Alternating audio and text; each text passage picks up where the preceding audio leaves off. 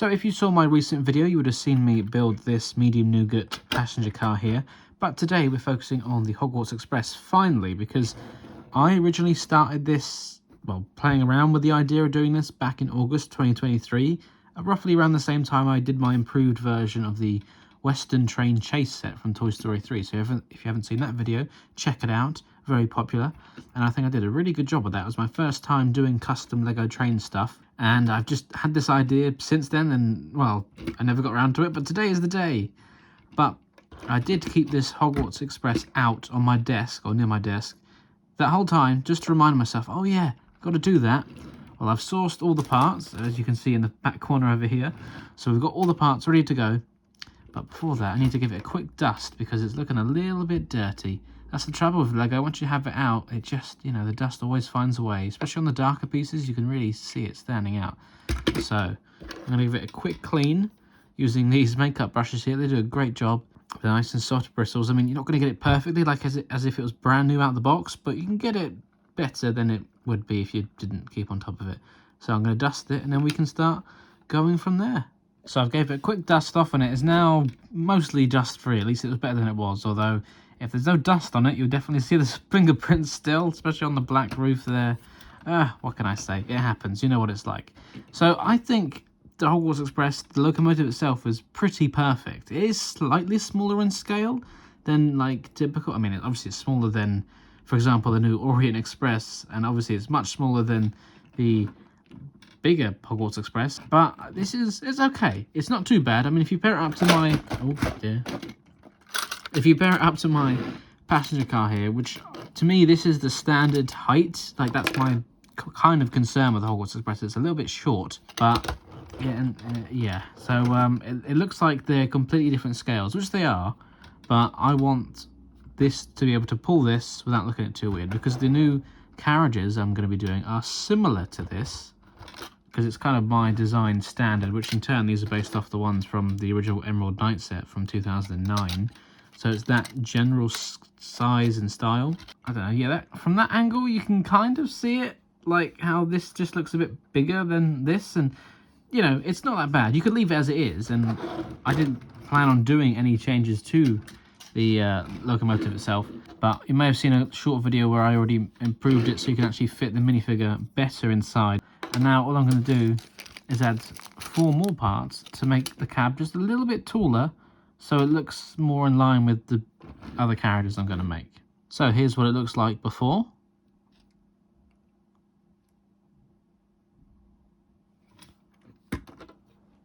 And here's what it looks like after. Okay, so I did add a couple more parts. I swapped out that dark bluish grey 2x4, which was originally on the roof, for a black one. Just thought it makes more sense. It's less... yeah, it made more sense to me. And I guess it looks a little bit tall, like a little bit tall on the front there and a little bit flat. But it kind of reminds me of some of the classic Lego Hogwarts Expresses, and I don't mind it, you know. But at least it's a little bit taller, more headroom for the minifigure, and it's more now in scale with what I'm going to be doing next. And you might have noticed that the original carriages aren't here. That's because I've already parted them out and broken them down and began sorting things for what I need next. So in this container here is all the parts from the original set that I don't need, which I guess looking at it does seem like there's a lot in here, but there's also a fair few bits that I did use, which will be in these containers here with all the new parts. And these new parts are a mix of things from my own parts collection and of course some Bricklink orders as well. The original set had 2 carriages which were 16 studs long, and I liked the fact that we got 2 carriages, but I thought 16 studs was just a little bit too short. So these plates here are the 6x24 studs long, so which is again my kind of standard length. I think Lego train cars look better when they're longer. Like when I was playing about with the original one, I did try a couple of things, like seeing what it looked like with 24 studs or even 32 studs long. I think in Lego scale, sometimes slightly smaller ones are better because you can fit more on a layout, for example. So having multiple of them looks like it's longer rather than having one that's really long. You know, I'd rather have 2 that are shorter, which is, you know, fair enough what the original one was doing. But I thought, well, I might as well just make them bigger and still have 2. So my 2 carriages are going to be based off the ones from this set here, using the same colour scheme, for example. I'm not going to change it up, so it'll still be the red and the flame orange yellow, or the bright light yellow. I don't think it's going to have any of the dark red in it, though. I haven't decided about that one yet. The windows are going to be a bit bigger. Of course, the carriage is going to be longer. It's going to have the same interior details with the blue chairs and things. But the overall style is going to be based off this rebrickable model here, which in turn is based off the last Hogwarts Express passenger car and a mix of the original Emerald Knight passenger car as well. So if you put all that together, you're going to get what I'm going to make today. So I'm going to get started using my parts here, and we'll cut back when I made some progress. Wow, that's a lot of parts. Well, I don't know where to start. It's not like building an official Lego set where everything's organised by bags. Here, it's a big free-for-all. Oh dear, I've done it enough times now. I think I know what I'm doing. Okay, I just couldn't do it. It was too hard to try and find all the parts, so I've had to organise them all over here and some over here as well. So by doing this, it should make it a lot easier to try and build that. Although, next problem is the instructions on Rebrickable to build this. You have to open the stud.io file for Studio or stud.io, but I don't have that on here, so I'm just kind of eyeballing it really. Like, it should be pretty straightforward for the most part. Yeah. These piles of parts on the table are getting smaller, which must mean progress is being made. So we've got the side walls up and the underside. And there it gives you a little teaser of the colour scheme and how it looks. And yeah, it really does remind me of those classic Hogwarts Express Lego sets. So considering I'm practically building two of the same carriage, only with some minor differences, I figured instead of building one, then the other, I might as well start doing them at the same time. So I kind of caught up onto this one, and as you can see, this one has a slightly different window layout, kind of to replicate how this original set looks, where the windows were, well, different. So I thought this could replicate it pretty well. I feel like I've spent more time organising the parts that I haven't used yet rather than getting on and building, but progress is being made.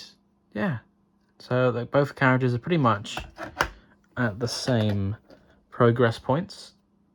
And now I've split everything, so one carriage, the other one. It looks like there's more on this side, but it's just kind of how I've laid it all out slightly differently. But yeah, we are nearing the end, over halfway done. So the only things I've got left to build are the roof, the doors, and the wheels. So now we've got the doors all made up, and these ones are a lot more sturdy than the ones on my medium nougat train car. Ooh, so that's good. Now the doors are all on, and they work, and they open smoothly, so that's good. They're not loose, they're not falling apart. So now I can put the roof together and put that on. There we go. Now that the roof's on, it's really taken shape, and you can really see what it's looking like. Just like the big brother of the little one. In between the real set and the collector's edition. So I finished all the wheels now, all made up. It was a little bit tricky because, again, I don't have the instructions, so I was just kind of trying to remember what I've done previously, and I think I've got it right. But now I have all these leftover parts, and I'm not sure where they are meant to go. So we've got 2x16s in light grey and dark grey, a couple of 1x2s, 2x2s, and 2x6. So, not quite sure, because everything else is pretty much finished. Yeah, I just need to put the chairs in the inside and then add the wheels and all that, and it's done. So I'm not sure where that's meant to be, but oh well, I'll just put it back in my parts collection. Oh yeah, that does look good, doesn't it? Yeah, I'm pretty happy with that, actually. So now that these builds are technically finished, I was looking through to see what leftover parts I had from the original set, see if I could add any extra details, and I forgot I had all the smaller bricks with the stickers on. So we've got some 2x2s, but then we also have some corner bricks, and I don't think I'm able to use them in here just with how it's built.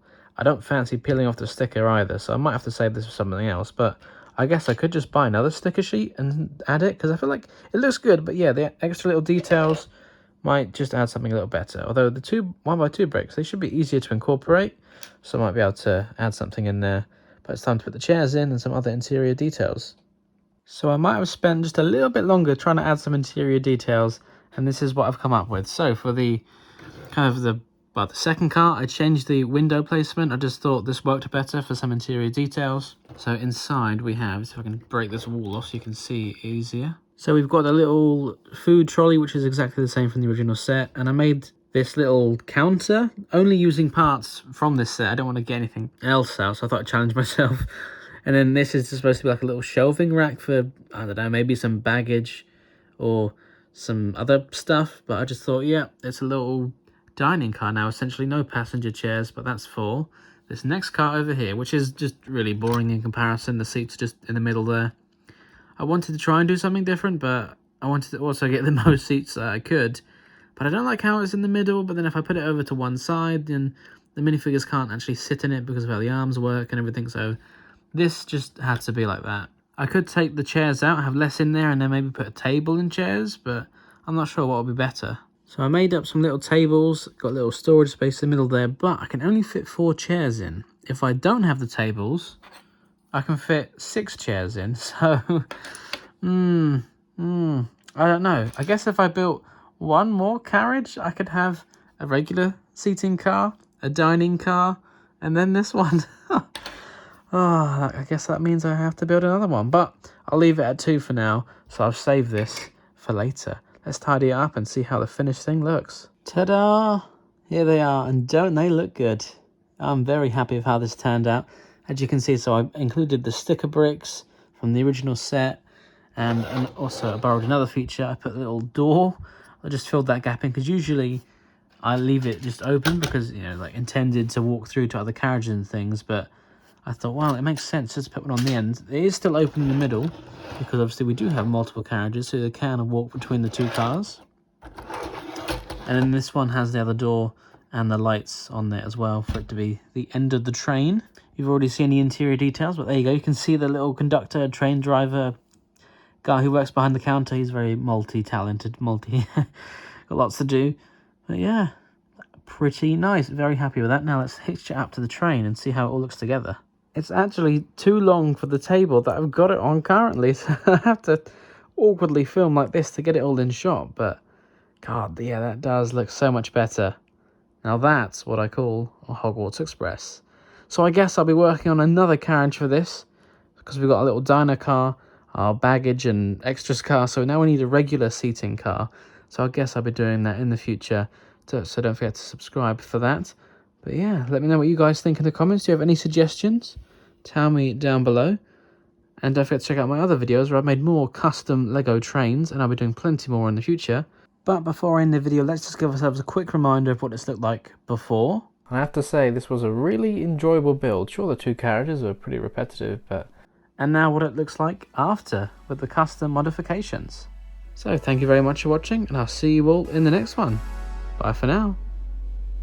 Thank you very much for watching. If you enjoyed this video, don't forget to check out the other videos on this channel, or on one of my other channels as well. And of course, don't forget to like, comment, subscribe, and share with your friends.